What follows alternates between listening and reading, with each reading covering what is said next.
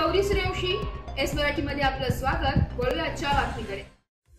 भारताचे मुख्य न्यायाधीश BS गवई यांच्यावर हल्ला करणाऱ्या इसमाविरोधात नाशिकच्या मनमाड येथील रिपाई आठवले गट मनमाडच्या वतीने निषेध व्यक्त करत निवेदन देण्यात आले। तसेच कारवाईची मागणी केली। मनमाड येथील मुख्य मार्गावरून निषेधची घोषणा देत मोर्चा काढण्यात आलाय।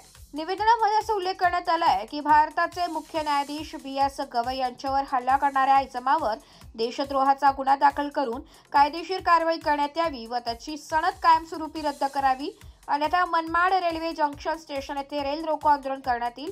दिनांक 6 ऑक्टोबर 2025 रोजी भारताचे मुख्य न्यायाधीश BS गवई यांच्यावर सुप्रीम कोर्टात सुनावणी दरम्यान हल्ला झाल्याचं वृत्त प्रकाशित झालंय। सदरची घटना अत्यंत दुर्दैवी असून निंदनीय आहे।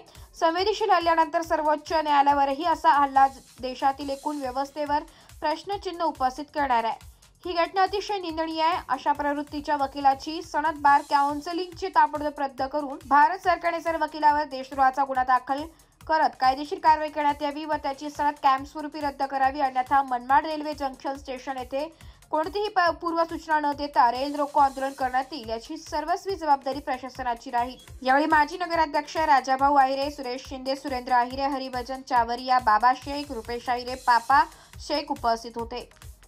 तमाम आंबेडकरी समुदायाचा अपमान आहे। परमपूज्य डॉक्टर बाबासाहेब आंबेडकरांचे अनुयायी आहेत गवई साहेब, त्यांचाही आज अपमान झालेला आहे।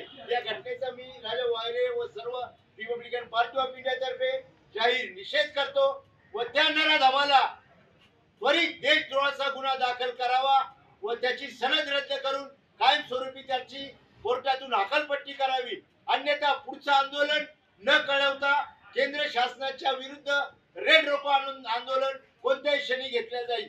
तरी प्रशासनाने हे तीव्र पडसाद मनमाड शहराचे तिथपर्यंत पोहोचवावी अशी मी सरकार साहेबांना नम्र विनंती करतो। त्यांनी आमचं निवेदन स्वीकारावं व आम्हाला 2 शब्द सांगावे तर पुढील आपण काय कार्यवाही करणार। एस मराठी न्यूज साठी जिल्हा प्रतिनिधी विजय बडोदे, नांदगाव। अशाच नवीन ताज्या घडामोडी जाणून घेण्यासाठी आमच्या एस मराठी न्यूज चॅनलला लाईक करा, शेअर करा, सबस्क्राईब करा आणि बेल आयकॉनला क्लिक करायला विसरू नका।